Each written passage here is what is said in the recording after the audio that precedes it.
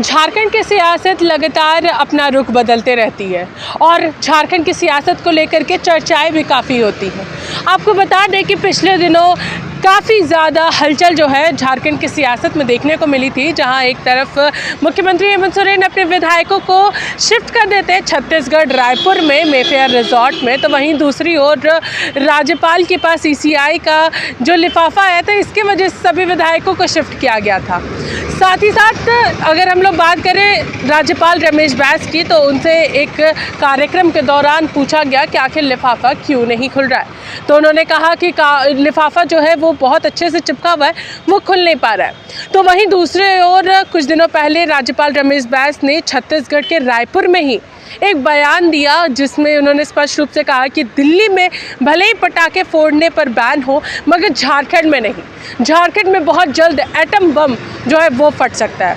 तो आखिर ये कौन से एटम बम थे? क्योंकि उस वक्त जब झारखंड की सियासत में हलचल चल रही थी, तो उस वक्त कई सारे लोगों पर कई सारी चीज़ें भी चल रही थी। झारखंड के मंत्रीगणों पर कई सारे मामले जो है वो सुनने को मिल रहे थे।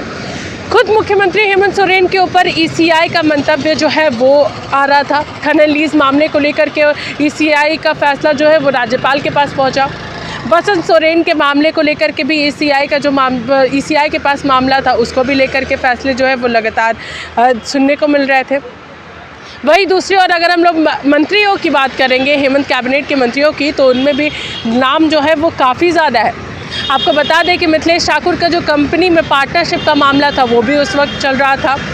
साथ ही साथ बन्ना गुप्ता के ऊपर भी मामला चल रहा था, और ईडी की जो दबिश है वो आलमगीर आलम पर नज़र आ रही थी, ग्रामीण विकास मंत्री जो कि है। साथ ही साथ समरी लाल जो कि काके विधायक है, उनके ऊपर भी मामला जो है, उनका मामला भी ईसीआई में चल रहा है। और साथ ही साथ इतने सारे लोगों का एटम बम यहाँ पर झारखंड में मौजूद है। तो आखिर राज्यपाल किसकी बात कर रहे थे? तो हम लोग इसको लेकर के तीनों ही पार्टियों के प्रवक्ताओं से बातचीत की है। हम लोग सीधे सुनते हैं कि क्या कुछ कहना है प्रवक्ताओं का।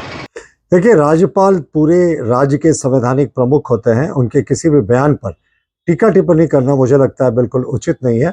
किसी भी राजनीतिक दल के लिए ये मर्यादा से हटकर बात होती है। लेकिन झारखंड मुक्ति मोर्चा के नेताओं ने जिस तरीके से राजभवन और राज्यपाल पर अनर्गल टिप्पणी की थी, उन्हें भाजपा का एजेंट बताया था, कहा था कि उनको दूसरा लिफाफा जो है वो भाजपा के मुख्यालय से आया है, मुझे लगता है उन्हें माफ़ी मांगनी चाहिए। क्योंकि ये राज्यपाल का संवैधानिक दायित्व नहीं था कि वो दोबारा ओपिनियन सीख करते। वो जो पहली बार ओपिनियन आया था उसी पर कार्रवाई कर सकते थे। लेकिन कहते हैं ना, सिर्फ इंसाफ होना नहीं चाहिए, इस तरीके से इंसाफ होना चाहिए कि लगे कि इंसाफ हुआ है। तो महामहिम ने दोबारा ओपिनियन लेकर एक अनुकरणीय उदाहरण पेश किया है और ये दिखाया है कि कितना निष्पक्ष भारतीय जनता पार्टी के शासनकाल में राजभवन होता है। और झामुमो के नेताओं को अविलंब माफी मांगनी चाहिए। राजीव जी, जिस तरीके से राज्यपाल ने छत्तीसगढ़ में, जहां पे सभी विधायक और मंत्री जाकर के वहां पर मुख्यमंत्री ने उन्हें महफूज रखा था, वहीं दूसरी ओर वहां से उनका बयान आता है, तो आखिर वो किस आइटम बम की बात कर रहे हैं? 5 आइटम बम हम लोगों को नज़र आ रही है। मुख्यमंत्री हेमंत सोरेन, बसंत सोरेन, मिथिलेश ठाकुर, आलमगीर आलम और साथ ही साथ काके विधायक समरी लाल। आखिर किस आइटम बम की बात कर रहे हैं वो? अब किस आइटम बम की बात कर रहे हैं? मुझे लगता है आपने जिस प्रकार से नाम गिनवाया है, आपकी उनसे कुछ अकेले में चर्चा जरूर हुई होगी। हमें तो कोई चीज़ नहीं मालूम है। हम लोग तो बार बार इस बात की गुहार लगा रहे हैं, और लोकतंत्र के लिए बिल्कुल ये भद्दा मजाक है कि संविधान का कस्टोडियन अगर इस प्रकार की हल्की बयानबाजी करता है, तो मुझे लगता है कि ये अच्छी बात नहीं है। महागठबंधन की ओर से लगातार शिष्टमंडल के द्वारा, पत्रकार वार्ता के द्वारा वहाँ जाकर के मुख्यमंत्री जी ने खुद उनको चिट्ठी देने का काम किया। और अब पहले तो उन्होंने कह दिया कि लिफाफे में फेविकॉल का जोड़ लगा है, वो खुलेगा ही नहीं। अब वो कह रहे हैं कि बम फूटेगा। तो इस प्रकार की हल्की बातें क्यों? आपको जो करना है कीजिए, निर्णय लीजिए। हम तो मांग कर रहे हैं, लेकिन क्रोनोलॉजी को समझना होगा कि जिस प्रकार से गैर भाजपा शासित प्रदेशों को अस्थिर करने का जो प्रयास एक स्क्रिप्टेड तरीके से होता रहा है, कहीं ना कहीं राज्यपाल का बयान उस बात को दर्शाता है, उस बात को इंगित करता है।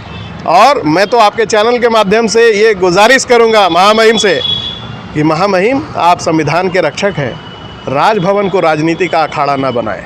सर, राज्यपाल ने बाहर जा कर के अलग स्टेट में, अलग राज्य में जा कर के बयान दिया कि झारखंड में एटम बम जो है वो फटेगा। तो कहीं ना कहीं पिछले दिनों जिस तरीके से झारखंड की स्थिति थी, उसमें कई सारे लोग कई सारी चीज़ों में फंसे हुए थे, मंत्रीगण हो या फिर विधायक हो, सभी लोग कहीं ना कहीं फंसे हुए थे। चाहे हम मुख्यमंत्री हेमंत सोरेन की बात करें, बसंत सोरेन की बात करें, मिथिलेश ठाकुर, बन्ना गुप्ता, आलमगीर आलम और साथ ही साथ कांके विधायक समरीलाल, ये सभी अलग अलग लोग हैं जिनके ऊपर अलग अलग आरोप लगे थे, चाहे ईडी की ओर से हो या फिर ईसीआई में मामला हो। तो आखिर राज्यपाल किस एटम बम की बात कर रहे थे, आप लोग को क्या लगता है? देखिए, जितनी लंबी फहरिस्त आपने गिनाई है, मुझे लगता है कि 2 मामले माननीय हेमंत सोरेन जी और माननीय बसंत सोरेन जी के मामले लंबित हैं, और कोई भी मामला अभी मुझे लगता है और कोई मामले में कोई दम ही नहीं है, कुछ मामला आगे बढ़ा भी नहीं है। एटम बम की बात ये करते हैं माननीय राज्यपाल महोदय, संवैधानिक संस्थाएं, संवैधानिक पद हैं। मुझे लगता है उस तरह की भाषा का प्रयोग करना उस पद की मर्यादा के अनुकूल नहीं। फिर भी अगर उन्होंने ऐसा बोला तो झारखंड के परिप्रेक्ष्य में झारखंडी लोग, सीधे साधे लोग, आदिवासी मूलवासी हम लोग, और हम लोग की सरकार है, और इस तरह की बातें करते हैं। एटम बम से तो सिर्फ विभीषिका होती है, विनाश होता है। हम तो तीर धनुष वाले लोग हैं, हम लोग मूलवासी झारखंडी लोग हैं। लेकिन इस तरह की बातें जिससे विनाश ही सिर्फ हो सकता है, विकास नहीं हो सकता। और हेमंत सोरेन जी की लोकप्रियता, हेमंत सोरेन जी की जो कार्यप्रणाली है, पूरे राष्ट्रीय स्तर पर जो उनकी लोकप्रियता है, वो किसी से छुपी नहीं है।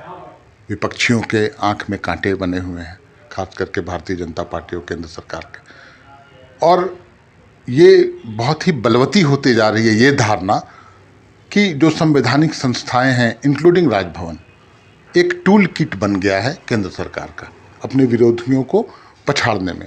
जहां वो राजनीतिक रूप से जिस प्रदेश में कमज़ोर होते हैं, वहां इस तरह के हरकतें उनकी देखने को मिलती है। कई एक राज्य इसके उदाहरण हैं, राष्ट्रीय स्तर पर कर्नाटक देख लीजिए, महाराष्ट्र देख लीजिए, और भी कई राज्यों में। लेकिन ये झारखंड है, झारखंड में जनादेश का अपमान अगर हुआ, एक चुनी हुई लोकप्रिय सरकार को हटाने की दिशा में कोई कार्रवाई हुई, चाहे जिसके स्तर से हो, तो झारखंड की 3.25 करोड़ जनता निश्चित रूप से अपने अदालत में फैसला करेगी। तो आपने यहाँ पर तीनों ही पार्टियों के प्रवक्ताओं की बातें सुनी, जहाँ एक तरफ बीजेपी लगातार कह रही है कि रमेश बैस का एक संवैधानिक पद है, उनको लेकर के हम टिप्पणी नहीं कर सकते हैं, उनके पास ज़रूर कुछ ऐसी बातें होंगी जिसकी वजह से वो दोबारा मंतव्य जो है वो ले रहे हैं, उनके हाथ में ये फैसला है, तो उनको लेकर के हम लोग ऐसी बातें, कोई भी टिप्पणी नहीं कर सकते हैं। दूसरी ओर अगर हम लोग कांग्रेस की बात करेंगे, कांग्रेस के प्रवक्ता राजीव रंजन ने स्पष्ट रूप से कहा है कि राजभवन एक संवैधानिक पद है, राज्यपाल का जो पद है वो काफ़ी संवैधानिक है और उन्हें इस तरीके की बातें नहीं करनी चाहिए। साथ ही साथ उन्होंने ये भी कहा है कि आखिर वो किस एटम बम की बात कर रही है हमें नहीं पता है, लेकिन ज़रूर उन्होंने राज्यपाल पर भी सवाल खड़े किए हैं कि सेंट्रल के बातों पर वो पूरी तरीके से काम करें, बीजेपी के ही बातों पर वो सारी काम कर रहे हैं। वहीं दूसरी ओर अगर जेएमएम के नेता मनोज पांडे की बात करेंगे तो उन्होंने स्पष्ट रूप से समरीलाल पर निशाना साधा है। उन्होंने स्पष्ट रूप से कहा कि ईसीआई के पास समरीलाल का मामला है, तो आखिर राज्यपाल उसमें मंतव्य की ज़रूरत ही नहीं है, वो क्रिस्टल क्लियर बातें हैं और जाति प्रमाण पत्र उनका उस परेशानी है, तो उसको लेकर के जल्द से जल्द राज्यपाल को बहुत पहले फैसला ले लेना चाहिए था। आखिर किस बम की बात करें वो भी इस बात को स्पष्ट नहीं किया, लेकिन उन्होंने ये ज़रूर कहा कि 2 मामले जो है वो काफ़ी महत्वपूर्ण थे। मुख्यमंत्री हेमंत सोरेन और उनके भाई बसंत सोरेन का जो मामला है, दुमका विधायक जो है उनका मामला काफ़ी महत्वपूर्ण है। तो कहीं ना कहीं कहा जा सकता है कि जेएमएम ने 2 बमों को कहीं ना कहीं स्पष्ट किया है कि ये काफ़ी बड़े बम हैं और साथ ही साथ समरीलाल का मामला भी काफ़ी ज़रूरी है। तो देखना यह होगा कि आखिर राज्यपाल किस एटम बम की बात कर रहे हैं।